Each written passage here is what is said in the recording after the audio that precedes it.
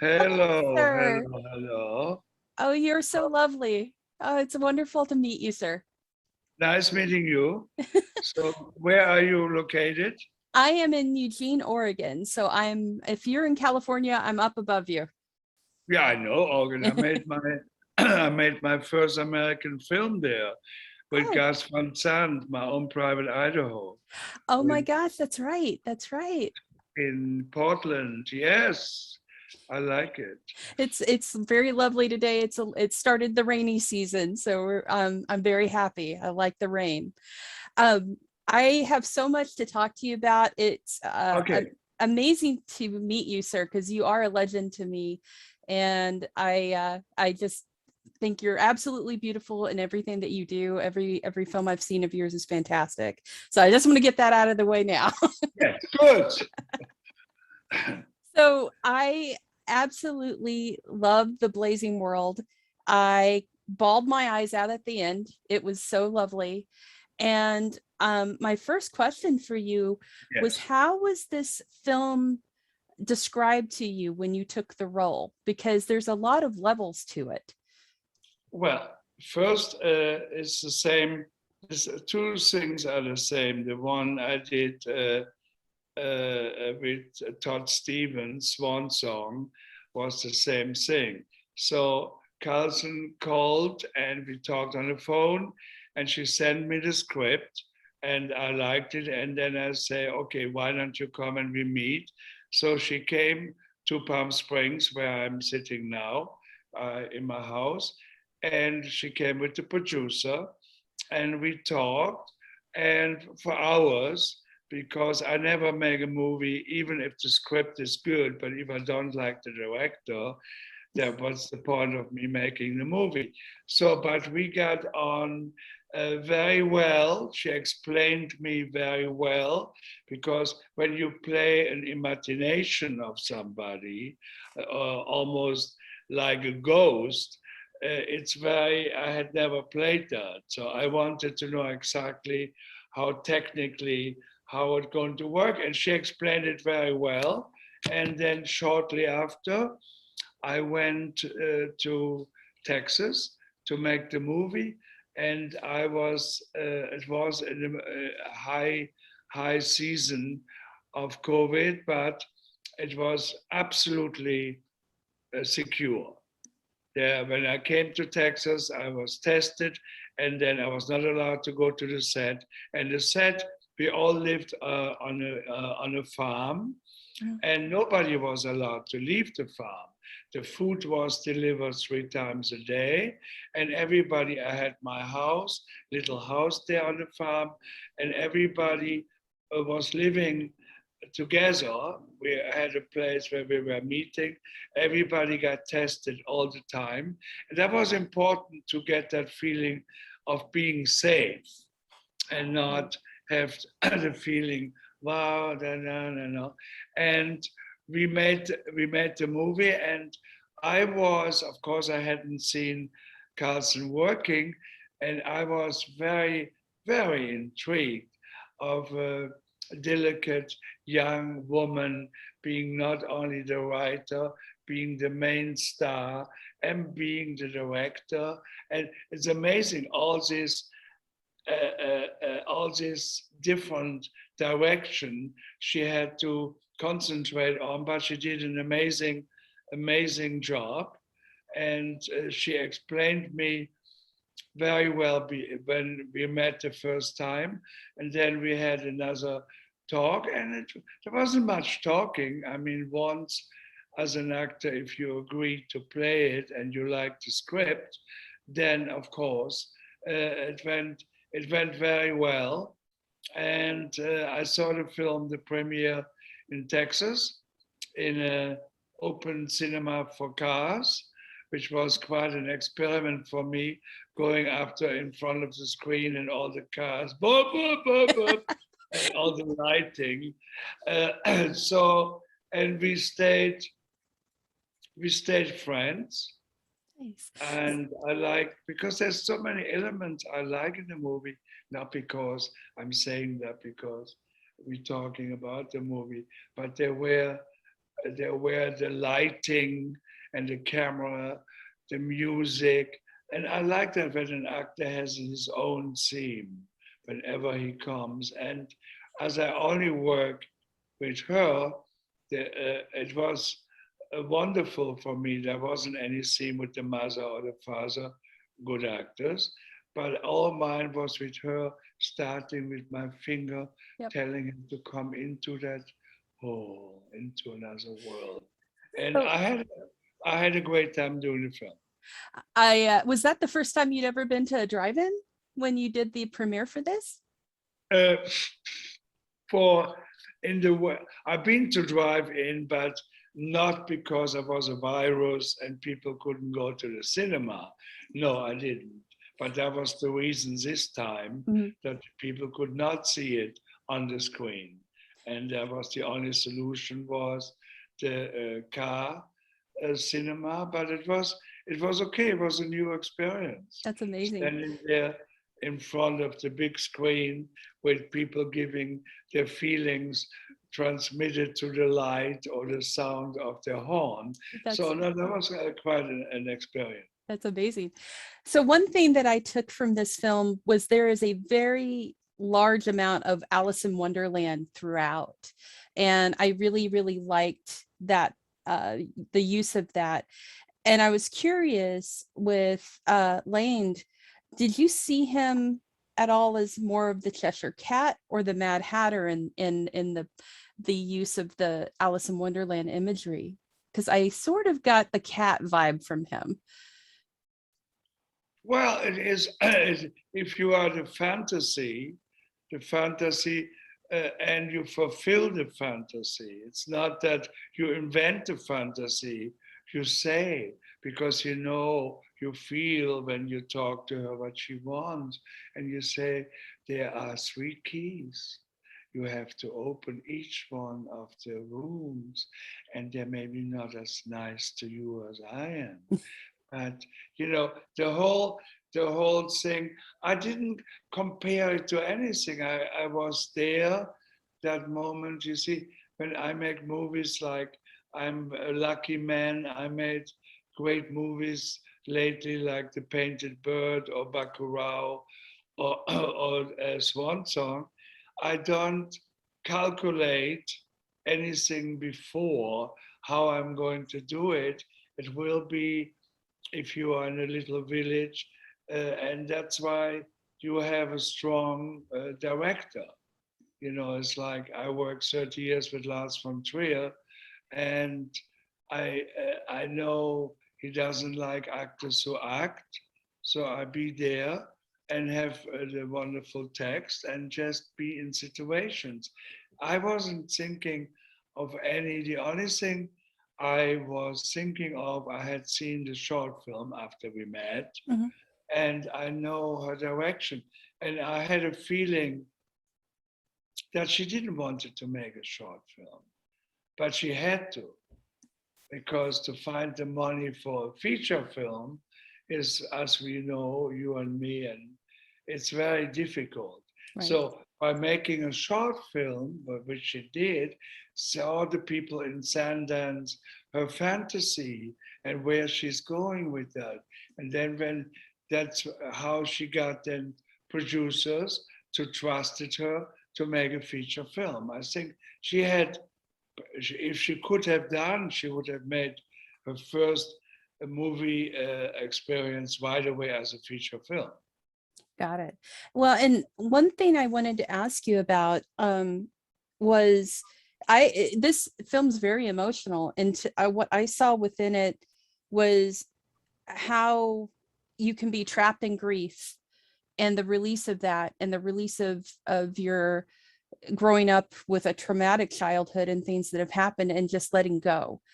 And I wanted to know from you, because I know that you've had a life, and that's had its own senses of loss within it. How did that affect you reading that? And how did you look at that within the story? Well, I grew up, I mean, not in that way. I grew up, I'm born at the end of the war. in end of, my birthday is next week, Oh, happy October birthday, sir. October 14th, 44, which was the end of the war, and I lived with my mother alone. And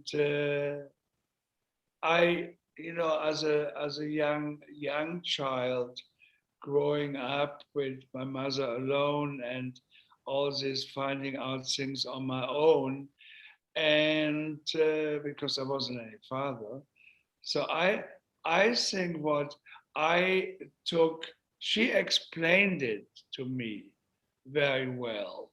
And then in the script, and the two girls and the parents are fighting in the back, and and they're getting little light flies in the glass.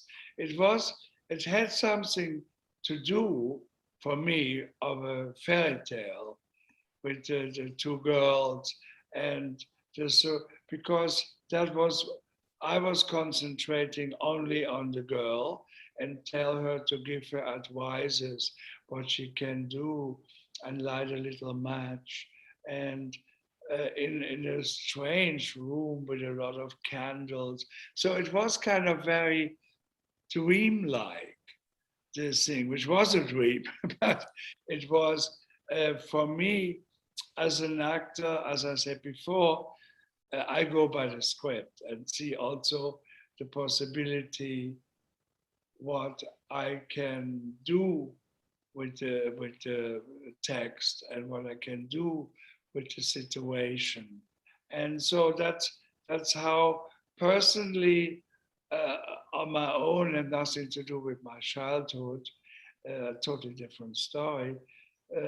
But it had to do with that I talked also, because we were all living together in this farm. I talked a lot to Carlson, and she explained it very well.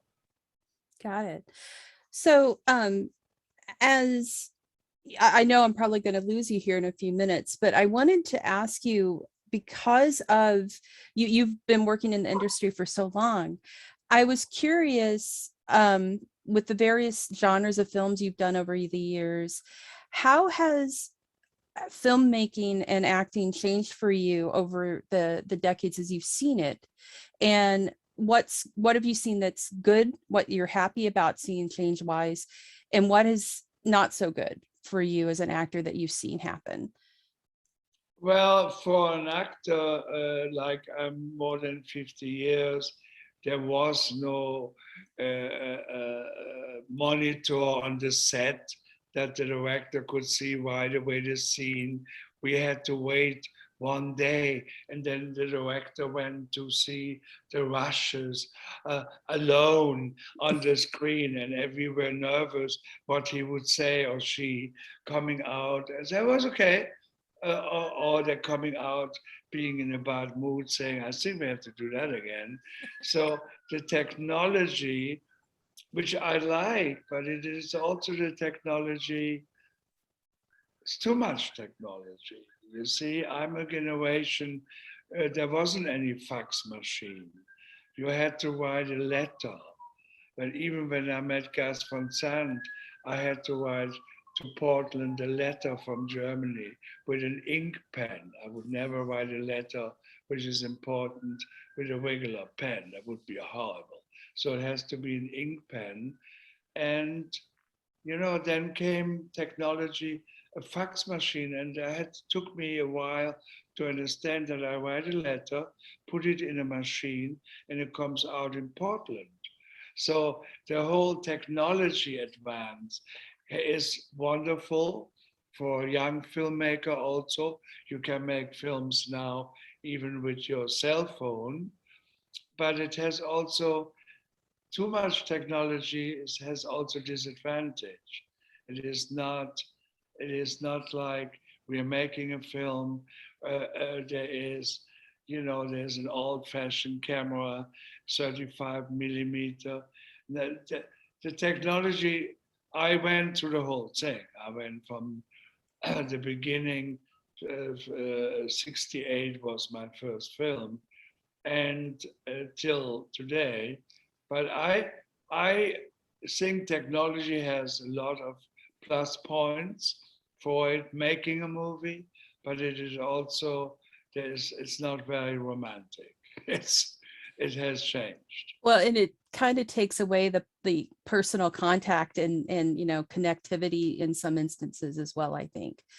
With this film, I could tell it was very much, as you said, you were in a room and it was more physical, and in other films you're going to be against a green screen that's going to make you kind of take you out of it. It makes it a little bit more difficult to have that physicality, I think, as well. Yeah. No, I made the best screen film I made was in Australia, Iron Sky, where I played a Nazi on the moon. And we made that film in the studio. It was all green.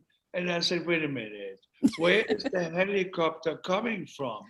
They said, okay. I said, make a mark there, make it wet. So I look at the point and had to imagine is a helicopter slowly coming down. And it was an amazing experience, but it's very hard to give your soul to a green wall.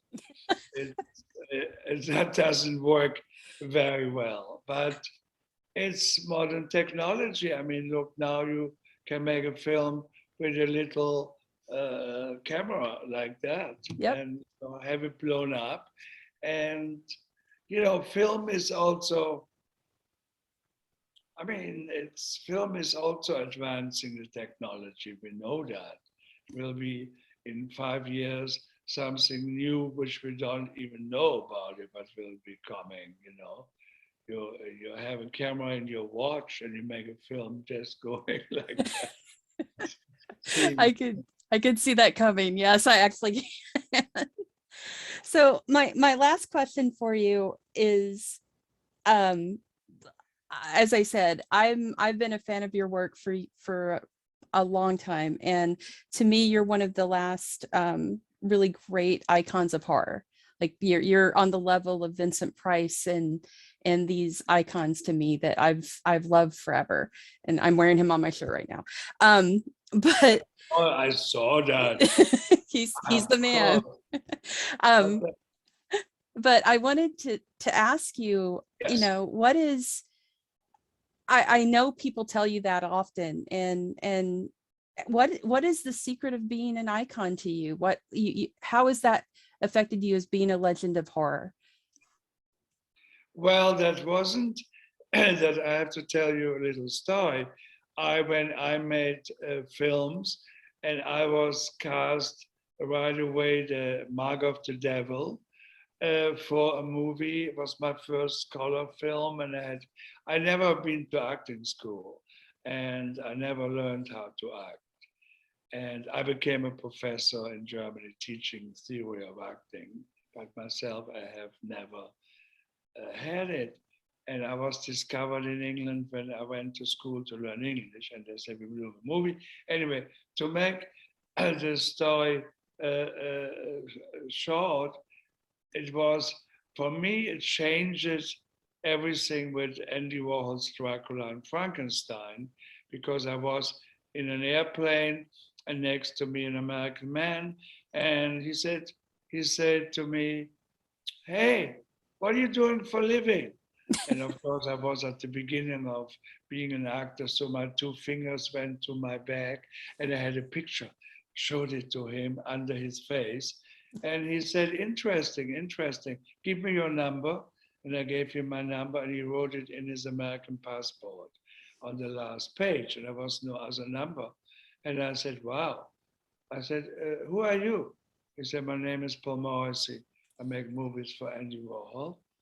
And a couple of weeks later, I got a call. Hey, it's Paul from New York. You remember the man in the plane? I'm doing in Rome for Carlo Ponti, the husband of Sophia Loren. I'm doing Frankenstein in 3D, and I have a little role for you. And I said, oh, great. What do I play? He said, Frankenstein. So that's how this started. I wasn't wanted to be in horror films. So I was Dr. Frankenstein, and it was a very low budget. And it was two films, first Frankenstein, and then somebody else supposed to be Dracula. And last day of shooting of Frankenstein, I was a little bit sad because Andy Warhol had said everybody is famous for 15 minutes. My 15 minutes were gone. And I went to the cantina, and next door in the studio was Fellini shooting with all these amazing people. And Paul Morrissey came in and said, well, I guess we have a German Dracula. And I said, who?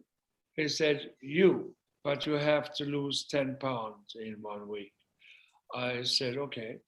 So I only had salad leaves and water. And when the first day of shooting came of Dracula, I was sitting in a wheelchair and rolling in. So I wasn't the one who chose the vampire film. It was like that. And of course, after Dracula and Frankenstein, then I played Dr. Jekyll with Borowczyk in Paris. And then I did the Puppet Master lately. And so Theater Bizarre. So I like it because when you play kind of these horror characters, there is no limit. Horror doesn't have any limit. You can, It's true. you can do what you want. If you play a husband who has a wife and children, there's a limit. And but if you're a vampire, come on. The vampire goes out at midnight, like in the old films, 12 o'clock, bang, bang, bang.